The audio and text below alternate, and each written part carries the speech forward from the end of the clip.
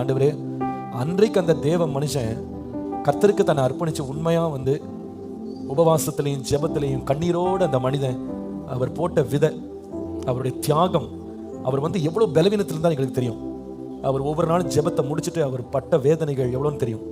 கடைசியில் பார்த்தீங்கன்னா அந்த கோவிட் சீசனில் நாங்கள் எவ்வளோ சொன்னோம்ப்பா, வேணாம்ப்பா ஜெபம் நடத்தாதீங்கப்பா, நீங்கள் போகாதீங்க, 60 வயசுக்கு மேலே இருக்கவங்க க்ரௌடில் இருக்கக்கூடாதுன்னு சொல்லியிருக்காங்க, நீங்கள் போகாதீங்கப்பான்னு எவ்வளோ சொன்னோம். அதெல்லாம் கர்த்தர் பாப்பாடா, உயிர் இருக்க வரைக்கும் கர்த்தருக்கு ஊழியம் செய்யணும். இந்த மாதிரிலாம் செய்தி எப்பவுமே வரும்டா. என்ன வந்தாலும் ஜெபம் நடத்தணும், ஜெபம் நிற்கக்கூடாது.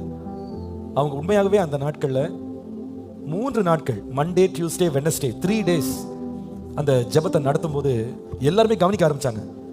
2வது நாளே அப்பா இரும ஆரம்பிச்சிட்டாங்க. என்ன பாஸ்டர் ஒரு மாதிரி இருமுறாருன்னு எல்லாம் கேட்க ஆரம்பிச்சாங்க. நாங்கள் சொன்னோம், அப்பா விட்டுருங்க, இது வேண்டாம், நீங்கள் போய் ரெஸ்ட் எடுங்க. அதெல்லாம் ஒன்றும் ஆகாது, நீ போ, நான் பார்த்துக்கிறேன்.